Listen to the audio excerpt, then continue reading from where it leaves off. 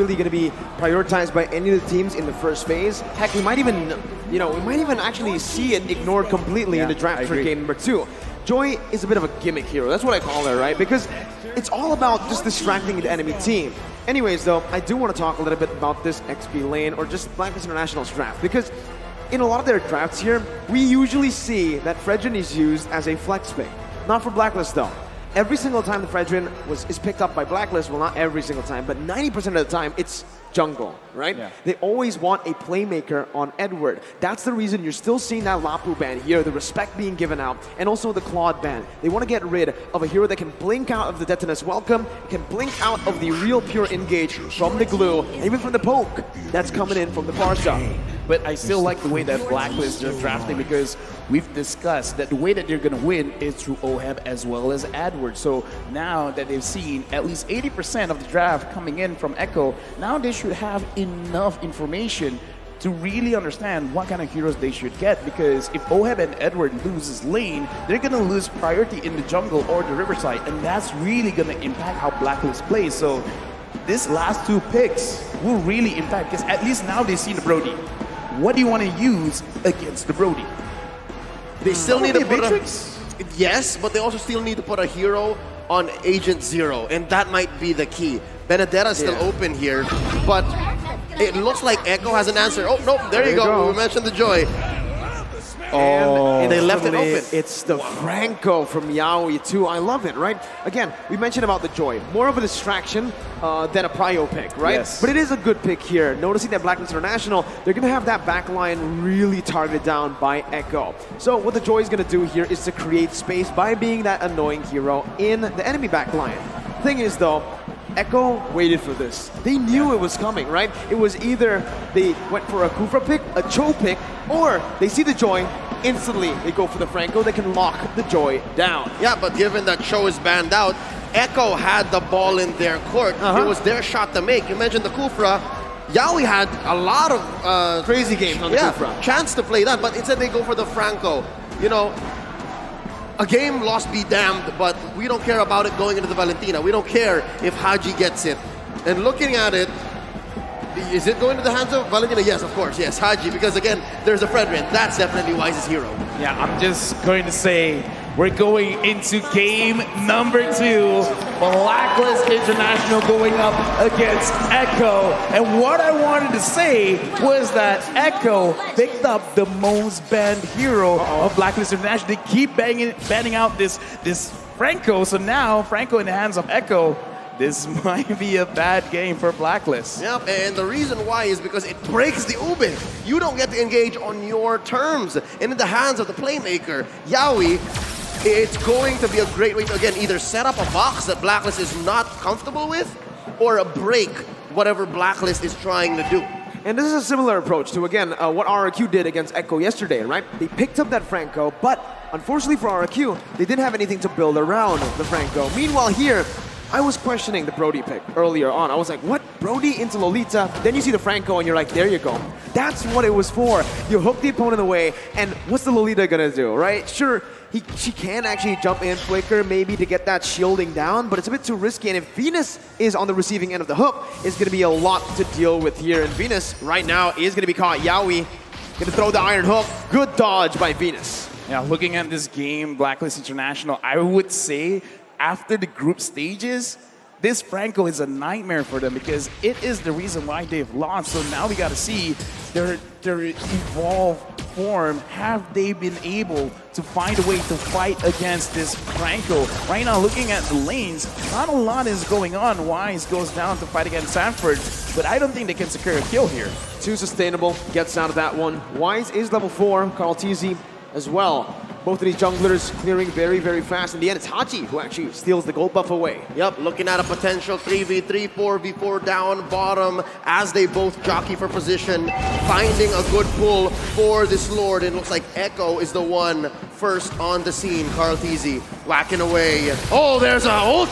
Yeah, Sanford zoning very, very well here with a split as well. Bringing Wise away. Numenov Blast can be charged in. On to Carl TZ, but no! It's Yaoi who finds the iron hook, and Carl TZ finds the retribution. Edward on the back line. That's a stolen for the airstrike as the Bloody Hunt comes down onto Edward to lock him down. Sanford finding Wise, the flicker over. Edward picking up another. It's a 2 for 1 right now. Echo still equal though in terms of the trade because they secured the turtle. I like how Blacklist played that fight just now because even though they were focusing on the turtle, they kind of understood that it's not 100%. It's not even 50-50. It was kind of a 60-40 at that point. So they tried to find the alternate win condition around the turtle, which is try to get a little bit more kills. So they were willing to expand a lot of their resources there. Looking at the items right now, really not a lot of power spikes just yet. The Beatrix here, piloted by OHEB, understands that there is a chance he's going to get attacked, and right now, Carl Tease is getting attacked.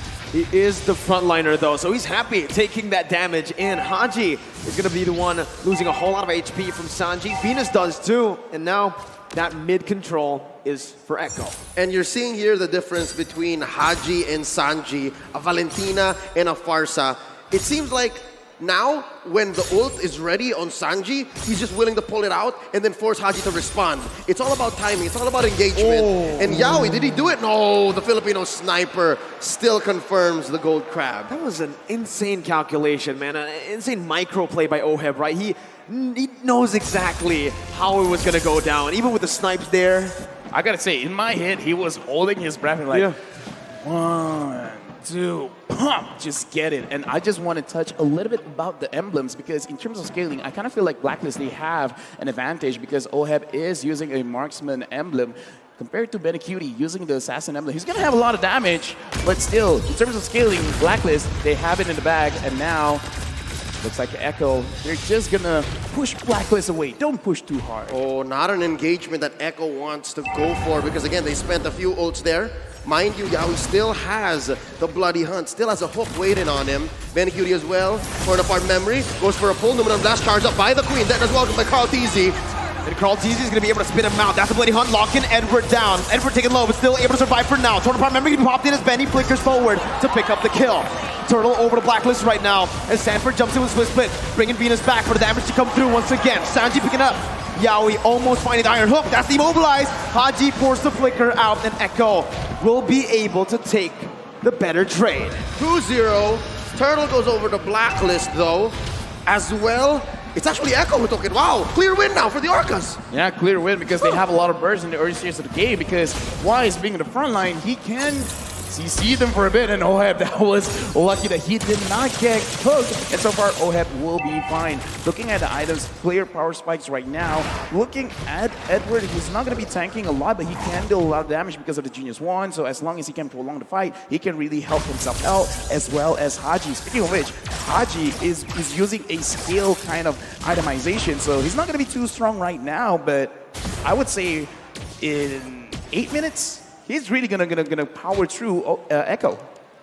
Yeah, and honestly, I do really want to talk about how Blacklist International are negating the bully potential from the Brody, right? Because earlier we saw the lane frozen by Benny Cutie in that lane. Wise instantly stopped by into the gold lane, even risking his life just to help OHEB clear it out. And this is what's going to get Blacklist to that item power spike for OHEB in the gold lane. The Beatrix has been farming very well, considering that he is in the losing matchup up against that Brody. Yep, and we're just waiting for that to flourish. We're just waiting for that to get the payoff. Bottom lane, though, you see the XP laner just leaving constantly. Very good wave clear from both the Joy and the Blue Owl, the pull on Wise! The Iron Hook, and that's going to be Bloody Hunt. Chain in, but that's just welcome as Edward jumps in with a lot of damage coming down.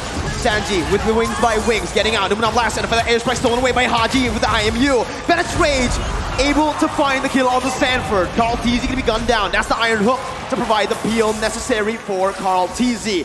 It's a 1-for-1. The XP lane traded in for the jungler. Wait, look at Benny Cutie, Benny Cutie. Oh, watch out, Benny from the back line. OHEB hasn't spotted him yet. They're going for the turtle. There's the pull. Yaoi as well. Look at this. Prime positioning from the Echo squad. Oh, he's revealed. There's the hook. Yeah, we missed it. Gonna be stunned up. Venus actually onto the turtle. Carl Teasy with a quarter of his HP bar. Oh, that's the feather airstrike prematurely popped in. Sanji's gonna be zoned away now, but Benny, again, this is the man that we're gonna be looking at. Wise, gonna be hooked down. That's the moment for Benny to jump in. That's the damage coming through the turnaround memory as well. To take the turtle and to take OHEB. Carl Teasy with a Deathless welcome. not going to be able to find it just yet. Sanford onto Venus, bringing him back. Numenor Blast to be popped in, but he's not going to be able to get charged all the way. Edward, stunned up, suppressed. Bloody Hunt popped in. Yaoi going to fall to the hands of Edward as Sanford still wants to keep on going. Sanji rotating back into the mid lane. Why is going to be brought back? It's a pause here in the 7th minute of the game. Enable, but here we're going to be put in right into the team fight. Echo with, actually it's a pretty good trade now that I see it for Blacklist. Not that bad. Benny actually fell, but the airstrike though from Sanji in the mid lane, making it in favor of Echo. All right, something transpired in between the time we resumed and paused in. But for now, real quick, folks, Blacklist forcing out a push up top.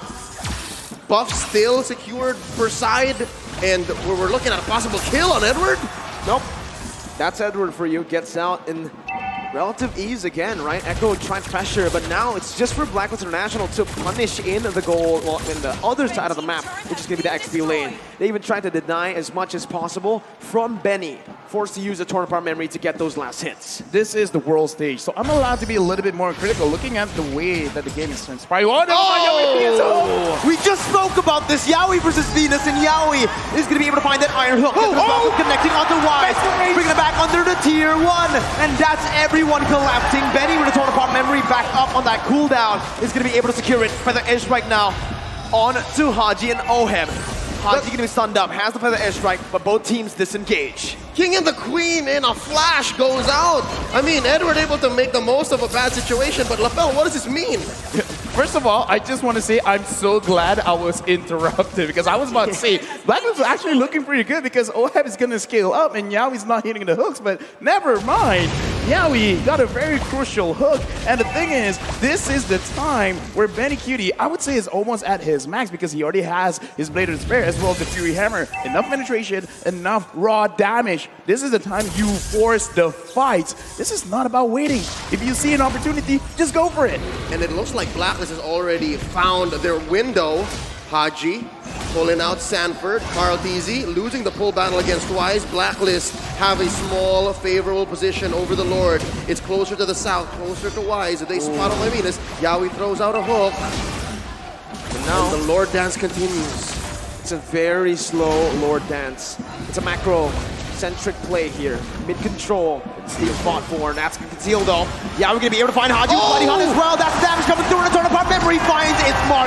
The Venom Rage to follow it through. Yeah, we're going to be taken down. Sanford jumps into a split. Venus putting them on blast, stunning him up right now. Skull TZ going to be taunted up. Kind of airstrike to the back line. Oh, it's going to be caught. Wise now with the Appraiser's Wrath. Still able to sustain for a bit as Sanford still on that split. He jumps back away. Venus thinking low. That's going to be Benny dealing out of damage. Now with a turn apart memory. Benny QT with a flicker forward again. Styling on Blacklist International. That team fight could not have been better for Echo. 4 down, no clap back from Blacklist, and Echo now making a beeline straight for this Elemental Lord. Okay, now Edward coming in, not going to be able to steal. But yeah, in this game, objectives are important. And Sanford, he's going to get chased, will actually get down. Yaoi stops the progression of Edward. And as I'm saying, objectives are very important, but it doesn't have to be the turrets. It doesn't have to be the Lord kills our objectives as well. And again, Echo, their draft, they have a lot of big potential. So they're really using their draft to the finest. I like the way that they approached it. Don't fight the Lord. Kill them first. And they did. They found bodies, pushed them all the way behind tier 2 down bottom. And it's putting on my Venus, who just hit the ranked first one, average assist 10.4 per game here in M4, into a weird position. When do I use Numenor Blast? When do I protect my teammates? When do I find a proactive spot, a window for us to clap back? And it's looking harder and harder by the minute. Echo pushes mid tier 1, and now they're threatening tier 2 as well. Watch Sanji, he's concealed. Yeah, and he pops in the Feather Airstrike, zoning Oheb away as Edward jumps in closer. Sanji with Wings by Wings, getting out. Feather Airstrike being popped, Sanji flickers out. Call TZ. Finding the death to this welcome onto Wise, gonna be stunned up again. No, blast out from Venus out of nowhere. Sanford still in the front lines. Benny QT dealing with damage right now as Edward's gonna be able to jump into the back line, but the Bloody Hunt catches Edward and a torn apart memory silences him, takes him down. Sanji with Wings by Wings. Oheb gonna be taken low, forced to flicker out by Yaoi, and Sanford flicker forward. Now Echo still on the march with the Feather Airstrike taking Venus down. Haji is all alone, terrifying Yaoi. still able to survive with Iron Hook.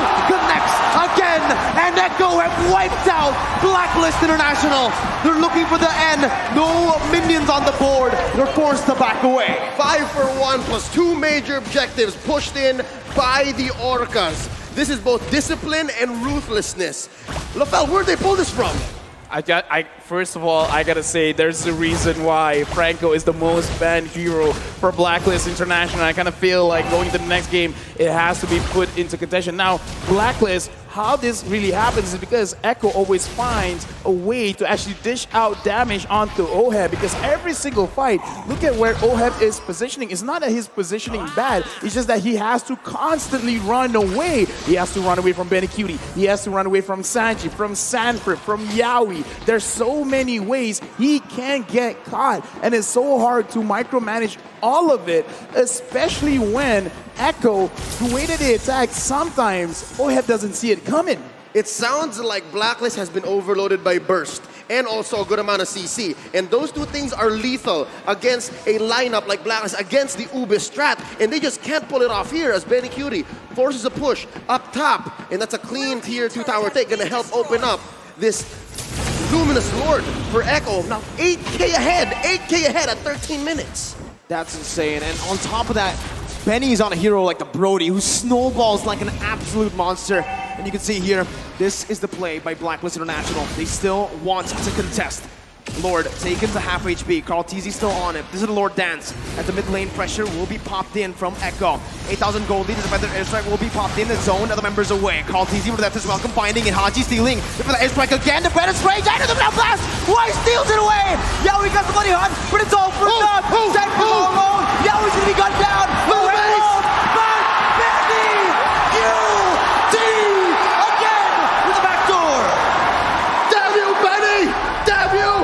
World stage.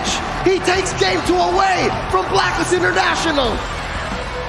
I just gotta say, man, the way this set up, the entire map, they're setting up for a checkmate. And then Benny Cutie is like, I don't care about pawns, I don't even care about queen. I'm going for the king, and that is the crystal there right now. 2-0 Echo over Blacklist International. What is this man made of? Oh my god, how many times has he found this play? The storm, the typhoon, the hurricane, Bagyong Benny, born and bred to split lanes and take games. Wow. The shot calling, though, that was needed to make that play happen. I mean, again, it looks like Echo is not just they understand the draft, they just understand Blacklist in general. You guys want to clump up together, go ahead.